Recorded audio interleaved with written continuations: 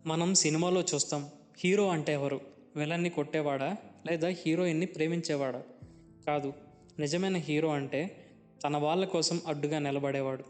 మహాభారతంలో మనం అర్జునుడి గురించి మాట్లాడుకుంటాం. కర్ణుడి గురించి మాట్లాడుకుంటాం. కానీ అసలు అర్జునుడు బ్రతికి ఉండడానికి కారణం ఎవరు? అర్జునుడి గెలుపు కోసం తన ప్రాణాన్ని, తన భవిష్యత్తుని ధారపోసిన హీరో ఎవరు? అతను మనిషి కాదు, రాక్షసుడు. కానీ గుణంలో దేవుడు.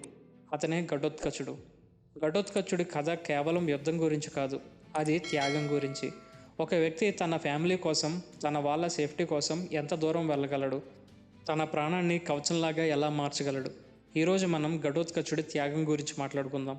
లైఫ్లో అందరూ కింగ్స్ అవ్వలేరు, కానీ కొందరు కవచాల్లాగా ఉండి కింగ్స్ని క్రియేట్ చేయగలరు. అది ఎలాగో తెలుసుకుందాం. కురుక్షేత్ర యుద్ధం 14వ రోజు కంప్లీట్ అయింది. జయద్రథుడు చనిపోయాడు.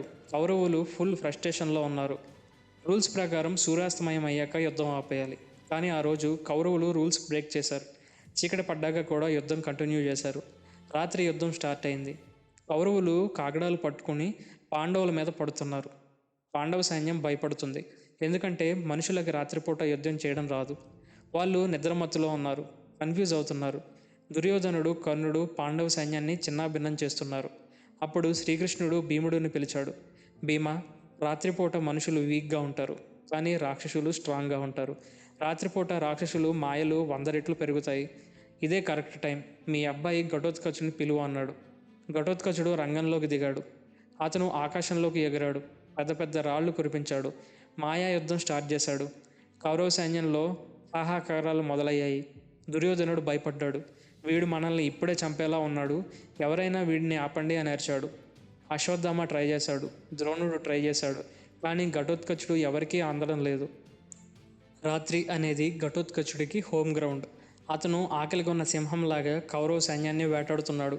సిచ్యువేషన్ ఎలా మారింది అంటే ఒక గంట ఆగితే కౌరవులు అందరూ చేస్తారు, యుద్ధం అక్కడే ఆగిపోతుంది. అంత పవర్ చూపించాడు ఘటోత్కచుడు.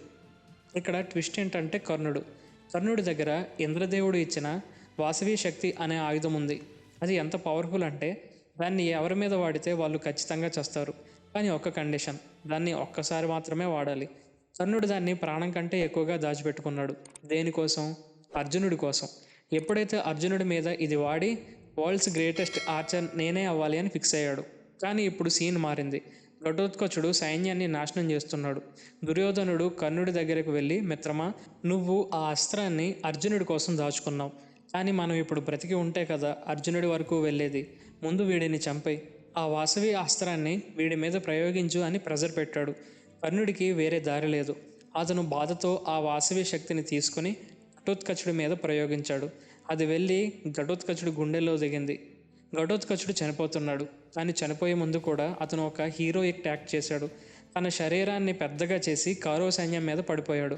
అతని కింద పడి వేల మంది కౌరవ సైనికులు చనిపోయారు. చస్తూ కూడా శత్రువులని తీసుకొని పోయాడు. ఇక్కడ శ్రీకృష్ణుడు నవ్వుతూ రిలాక్స్ అయ్యాడు. అర్జునుడికి కోపం వచ్చింది. కృష్ణ, నా కొడుకు లాంటి వాడు చనిపోతే నువ్వు నవ్వుతున్నావా? అప్పుడు కృష్ణుడు ఏమన్నాడో తెలుసా? అర్జున, ఘటోత్కచుడు కేవలం చనిపోలేదు, నిన్ను కాపాడుకొని చనిపోయాడు. ఆ వాసవి శక్తి నీ కోసం ఉంది. ఈరోజు అది ఘటోత్కచుడి మీద అయిపోయింది. ఇప్పుడు నువ్వు సేఫ్. నువ్వు కర్ణుడిని గెలవగలవు అన్నాడు. ఫ్రెండ్స్, ఇది అల్టిమేట్ సాక్రిఫైస్. ఘటోత్కచుడు అర్జునుడికి ఒక కవచంలాగా నిలబడ్డాడు. తన ప్రాణం పోయినా పర్లేదు, తన నాన్న అర్జునుడు గెలవాలనుకున్నాడు. మహాభారతం అయిపోయింది. కానీ ఈరోజు మనం చుట్టూ కూడా ఘటోత్కచులు ఉన్నారు. ఎవరు వాళ్ళు? ఫస్ట్ది మన పేరెంట్స్. మీరు చిన్నప్పుడు మీ నాన్నని చూసి నాన్నకి ఏం ప్రాబ్లం లేదు, ఎప్పుడు హ్యాపీగా ఉంటారు అనుకుంటారు. కానీ పెద్దయ్యాక తెలుస్తుంది ఆయన ఎన్నో అప్పులు భరించాడు. ఫ్యామిలీ మీదకి వచ్చే ప్రతి ఫైనాన్షియల్ ప్రాబ్లమ్స్ని తన గుండెల మీద తీసుకున్నాడు. మీ అమ్మ మీకు ఆకలి వేయకుండా తన ఆకలిని చంపుకుంది. వాళ్ళు మీ లైఫ్కి షీల్డ్స్ అన్నమాట. రెండవది సైనికులు. బోర్డర్లో ఉండే సైనికుడు, అతనికి మనం ఎవరో తెలియదు, కానీ మన కోసం, మన సేఫ్టీ కోసం అతను బుల్లెట్స్ని తీసుకుంటాడు. నేను లేకపోయినా పర్వాలేదు, దేశం బాగుండాలి అనే మైండ్ సెట్తో ఉంటాడు. మూడోది నిజమైన స్నేహితులు అండ్ మెంటార్స్. ఆఫీస్లో మీ తప్పులని తన మీద వేసుకునే టీం లీడర్, మీ కష్టాల్లో నేనున్నానరా అని నిలబడే ఫ్రెండ్. వీళ్ళందరూ మోడర్న్ ఘటోత్కచులు. వాళ్ళ వల్ల మనం గెలుస్తున్నాం, మన లైమ్ లైట్లో ఉంటున్నాం. అయితే మనం ఘటోత్కచుడి నుండి ఏం నేర్చుకోవాలి? కవచంలో ఉండడం కూడా ఒక లీడర్షిప్ క్వాలిటీ. లైఫ్లో ఎప్పుడు నేనే గెలవాలి, నేనే స్టార్ అవ్వాలి అనుకోకూడదు. అది స్వార్థం. అప్పుడప్పుడు నా వాళ్ళ కోసం నేను తగ్గాలి, నేను దెబ్బ తీసుకోవాలి అనుకోవడం గొప్పతనం. మీరు ఒక ఫ్యామిలీ హెడ్ అయితే ఒక కవచంలా ఉండండి. ప్రాబ్లమ్స్ని పిల్లల వరకు రానివ్వకండి. మీరు ఒక మేనేజర్ అయితే ఒక షీల్డ్ లాగా ఉండండి. మేనేజ్మెంట్ ప్రెజర్ని టీం మీద రుద్దకండి. ఘటోత్కచుడికి తెలుసు, అతను అర్జున్ని అంత గొప్ప ఆర్చర్ కాదు, కృష్ణుడు అంత గొప్ప స్ట్రాటజిస్ట్ కాదు. కానీ అతను చేసిన పని వాళ్ళిద్దరినీ గెలిపించింది. మీ రోల్ తెలుసుకోండి. కొన్నిసార్లు మనం స్ట్రైకర్ లాగా ఆడాలి, కొన్నిసార్లు మనం డిఫెండర్ లాగా ఆడాలి. డిఫెన్స్ లేకపోతే స్ట్రైకర్ గోల్ కొట్టలేడు. సరైన మనుషుల కోసం త్యాగం చేస్తున్నందుకు బాధపడకండి. అది మీకు వీక్నెస్ కాదు, అది మీ సూపర్ పవర్.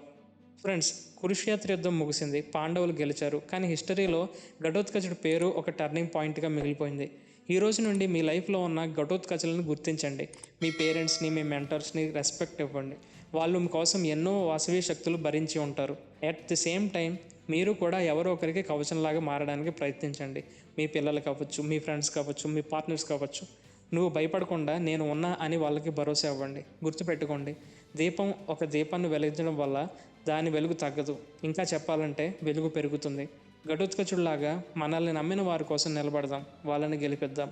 ఈ వీడియో మీకు కనెక్ట్ అయితే కామెంట్ సెక్షన్లో "I will be a shield" అని టైప్ చేయండి. జై హింద్, మళ్ళీ కలుద్దాం.